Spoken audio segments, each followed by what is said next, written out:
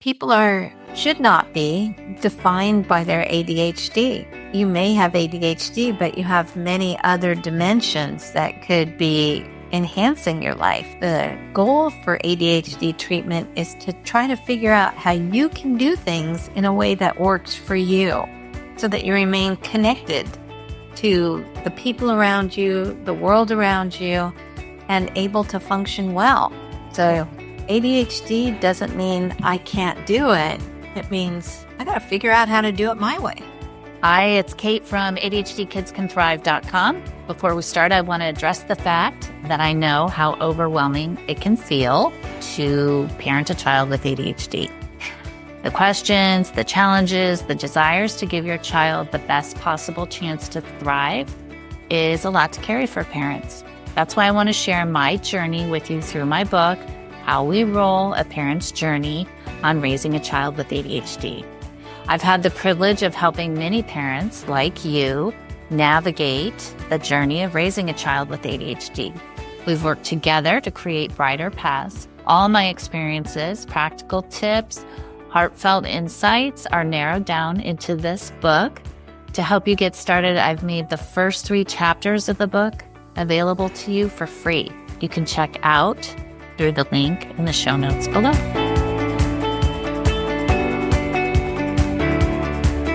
Hi, it's Kate Brownfield from ADHDkidscanthrive.com. Thank you for being here and thank you for all your support. I am your host of the ADHD Kids Can Thrive podcast. I'm an ADHD parent coach, author, and parent. If you'd like to stay in touch or see what I'm up to, you can always visit ADHDkidscanthrive.com. Today, I'm honored to be joined by Dr. Sarah Cheyette, a pediatric neurologist in the San Francisco Bay Area. She's a doctor who specializes in brains, including ADHD. She is the author of the first ever book on ADHD for the American Academy of Neurology, which will be released later in 2025. It's always a pleasure to have her join us today to improve our overall understanding of what ADHD is. Please enjoy our conversation. Hi, Sarah. Thank you for being here. I'm really looking forward to talking to you. Thank you for having me. It's always a pleasure to talk with you. Yeah, you're welcome. Okay, so I have you back on the podcast because you let me know that you have written a new book. It's for the American Academy of Neurology about ADHD. That's correct. And the book is about living with ADHD. The American Academy of Neurology has done a series of books like Living with Parkinson's or Living with Migraines. This is their first ever book about ADHD, and it's about living with ADHD. Okay, interesting. And is this for the medical community or is this for parents in the medical community? We hope that this book will be useful for everybody who is associated with the ADHDer. We hope it will be useful for the ADHDer, him or herself. We aimed it not just towards parents of kids, but also the adults involved as well, because as you know, Kate, ADHD is something that runs in families. So hopefully, this is something that an ADHDer of any age would be helped by. And also coaches, parents, loved ones, care partners is what we call them in the book. So some people are affected. Okay, and is the book out and where do you get it? It will be out this summer in July or August. I'll put a link up on my website and it should be available wherever books are sold. Okay, so this leads me to this question. Does the medical community, if you don't have ADHD or you're not directly diagnosing parents, do you have a hard time? Does the medical community may have a hard time truly understanding what ADHD is and how that's affecting a person? I really think there is a lot of misinformation out there on ADHD. And frankly, that's how some even physicians would get their information on ADHD. Like every neuropsychiatric type of issue like anxiety or depression, it's a fairly invisible thing in terms of we can't do any tests. Like, an Right. orthopedist could do the x-ray and say, look, here's your fracture. And we don't have that at this point in time. And so that opens up the door to a lot of, well, this is what it is, or well, this is what it is. And, you know, it's something that a lot of doctors haven't been trained in and are not necessarily comfortable with. Yeah. Okay. So will this book help them in their understanding of diagnoses? We aim to present the information in kind of a clear and basic, this is what it is. And not a threatening way, not you have this horrible disorder type of thing, but hey, here are some of the issues you may be facing, and here's what to do about them, because there's a lot that can be done about ADHD. Right.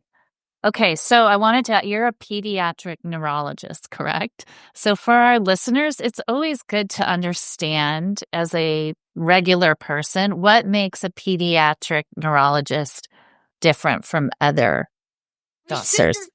Superheroes. So I was trained as a pediatric neurologist, which means I'm looking at disorders of the brain and nervous system. And so traditionally, that's been headaches and seizures and autism and developmental delays. But I came into ADHD care because, I was seeing a lot of people with bad headaches, and a cause for those headaches seemed to be underlying stress in many people. And as a cause of the underlying stress, I learned about ADHD and learned to ask about it. So sometimes treating people's ADHD was the only way I could help them with their headaches. And from there, I grew to treat a lot of people with ADHD because there's a lot of people out there with ADHD. And, as the kids that I was treating grew older, they became college students with ADHD, and their parents sort of took a look and said, "Oh, that's me too." And I started dealing with the parents. So it's the type of thing where many pediatric neurologists do not go into ADHD treatment, but I think it's important. Yeah. Okay. So if you had a child you suspected ADHD, would you recommend that they seek out a pediatric neurologist? What if they wanted a proper diagnosis, like really figure out what's going on with their child? Well, Kate, we do talk about this in the book. It's hard to know even where to go to. Do you go to a doctor? Do you go to a psychologist? Who do you go to get a diagnosis of ADHD? It's not super clear for a lot of people. Right. I usually recommend people start with their primary care doctors. And I do think actually a lot of ADHD care will be more and more moving towards primary care because there's not a lot of other people out there who are doing it. But start with your primary care doctor and ask who in your area is the best person to go to. It may very well be a psychiatrist because they have traditionally been doing ADHD. Although there are psychiatrists out there who don't treat ADHD. It could be a pediatric neurologist. It could be going to a psychologist for diagnosis. They can't take care of medications for you, but they may be the ones who do the diagnosis. So, and there's a variety of different kinds of psychologists out there. So I would say start by asking your primary care doctor who in your area is the right person for you to go to. Yeah. Okay. That's good advice. Okay, so let's kind of get into the book, like a highlight. I wanted to do highlights with you of this book that's coming, so everybody's motivated to go get the book this summer of 2025. Oh, you have. Yeah. Okay, so let's just talk about what is the definition of ADHD in kids? Well, what I would say is the best concept of ADHD. The definition has been changing over time, and it will change over time. So let's talk about the concept. Everyone focuses sometimes, right? And everybody's not focused sometimes. Simply put, your brain, when your brain is in the not focused state way too much of the time, that's essentially what ADHD is. It doesn't mean you can't ever concentrate. It just means that too much of the time, your brain is in a not focused state. Now, what's a focused state and what's a non-focused state? Focused means that your brain is able to prioritize one thing over all the other things. So like right now, Kate, I'm 100% focused on you. But if I wasn't focused on you, I might be thinking about you. And then like, I got to go grocery shopping and like, what am I going to make for dinner? And is it going to rain again today? And blah, blah, blah. I mean, there's a million things I could be thinking of right now. When I'm focused, my brain has like one thing. If you think of your brain as a table, your brain has one thing on the top of the table and everything else put away in the drawers, somewhere else under the table. So your brain can focus on just one thing and stick with it and finish it. And that feels good. So you want to focus some more. And so it leads to a positive feedback cycle. When you're in a not focused state, you've got 20 different things all over your mental table. Everything's kind of the same priority for your brain. So your brain goes from one thing to the other thing, to the other thing, to the other thing. You're getting distracted, tend to make more mistakes that way. This does not feel good and makes it harder for you to focus again. So the point is, everyone is in the focused state sometimes, everyone's in the not focused state. But if your brain has a tendency to be in the not focused state way too much of the time, that's the concept of ADHD. Okay. And that's when, if you were seeing this in your child.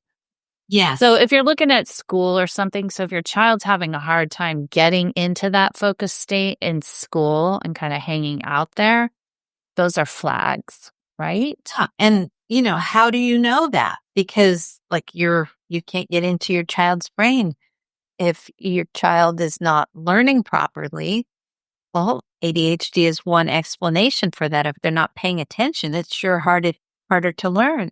If they're not finishing things, it's harder to, get good grades. If they lose things a lot, some kids are obviously hyperactive, like bouncing off the walls, hyperactive.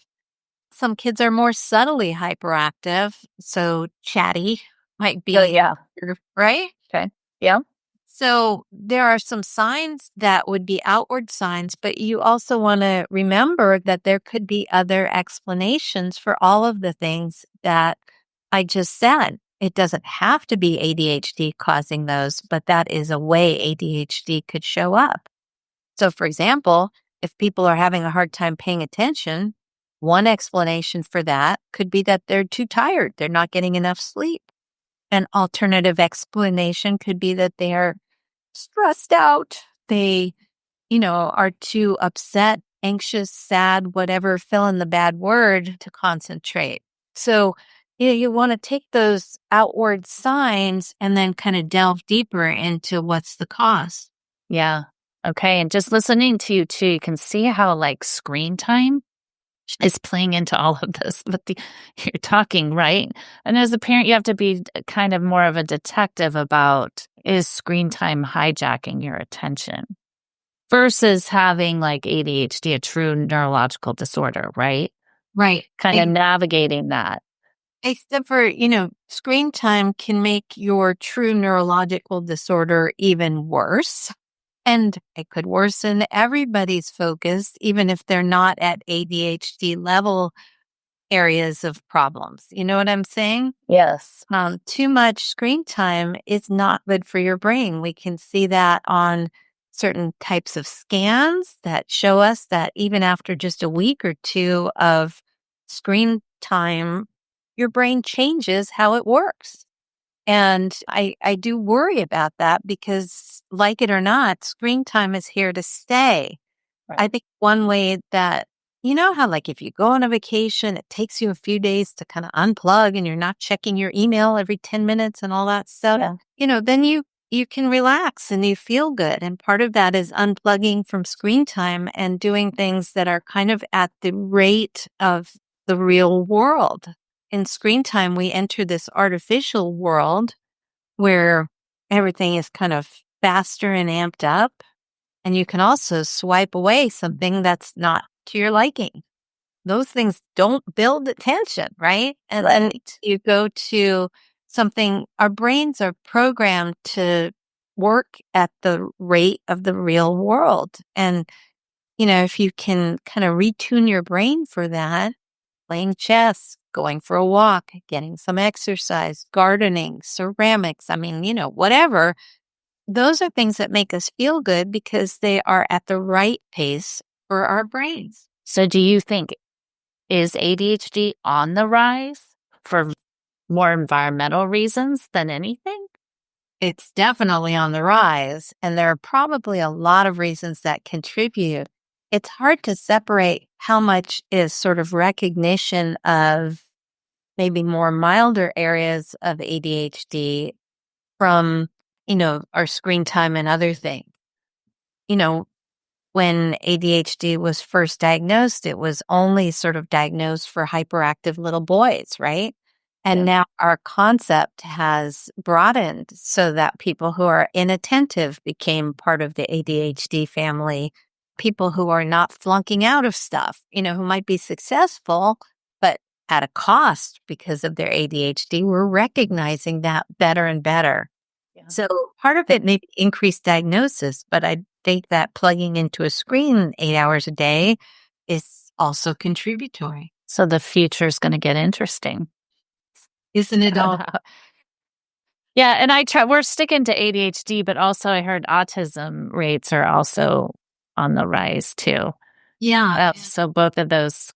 Yeah, they go hand in hand genetically, but I think the same aspects are also true in terms of increased diagnosis, particularly on the milder areas. So, we used to not diagnose autism unless it was a 2-year-old not talking, bang your head against on the wall, screaming, blah, blah, blah kid. Now the concept of autism is changing and we're including more people. So, how much is our society, our pollution, the plastic in the water, whatever, versus how much is increased diagnosis? I think people are trying to figure that out. Yeah. Okay. So in the meantime, as parents, we just do the best that we can for the child that's presented in front of us. But these diagnoses are going to change over time. They have changed over time. They will change over time. So I always advise people not to get too hung up on the label, but let's, roll up our sleeves and try to help this person. What can we help make their life better? Yeah, that's wonderful advice.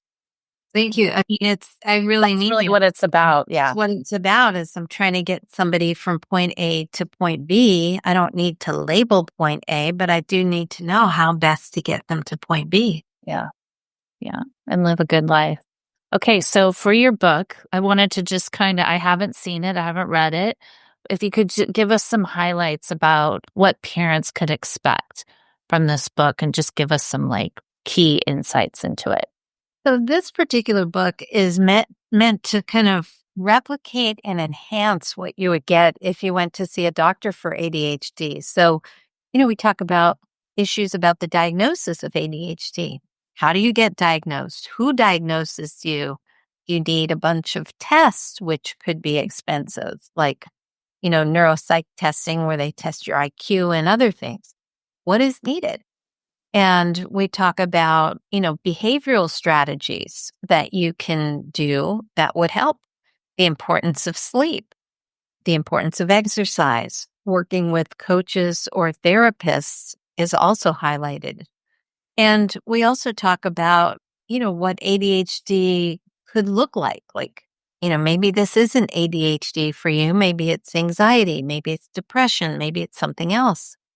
And finally, we do talk about medications for ADHD as well, so that you have a grounding in what these things are, how they work, and, what side effects you might experience. Yeah. Okay. Do you get into the emotional dysregulation piece? Yes, emotional dysregulation is a huge part of ADHD. Someday it might be part of the diagnostic criteria. It's that common. Who knows? But, when you are in an emotional state, your brain cannot physically concentrate. We've seen that in, ADHDers, non-ADHDers, our brains are all hooked up in that regard in the same way. When you're very upset, you can't concentrate. That's right. Right. And so if you're operating as an ADHD kid, right, and you're always kind of feeling upset or excited or whatever, it's very hard to And keep your attention on what you're supposed to be doing. when you have a hard time focusing, it leads to you being more stressed out and upset. Yeah. And when you're more stressed out and upset, you have a harder time focusing. So you are in a negative feedback loop right there. And one important part of my job is trying to figure out, what do we treat? Do we treat the focus first and see if your emotional piece gets better? Do we treat the emotional piece and see if your focus gets better? Okay. And do you go into oppositional defiance? I'll go into that in the book very much, but that probably would have been a good idea. But, if you have a negative mind frame for whatever reason, either you're born saying no all the time, or if you have that because of past negative experiences where you feel, like you can't do things as well as other people, that tends to make you want to say no to doing things. So there's a whole lot of factors that could result in a poor attention or doing things. Yeah. Okay. Do you have any other insights you want to share with us? I would say that people should not be defined by their ADHD. You may have ADHD, but you have many other dimensions that could be enhancing your life. So I think the goal for ADHD treatment is to try to figure out how you can do things in a way that works for you so that you remain connected to the people around you, the world around you, and able to function well. So ADHD doesn't mean I can't do it. It means I got to figure out how to do it my way.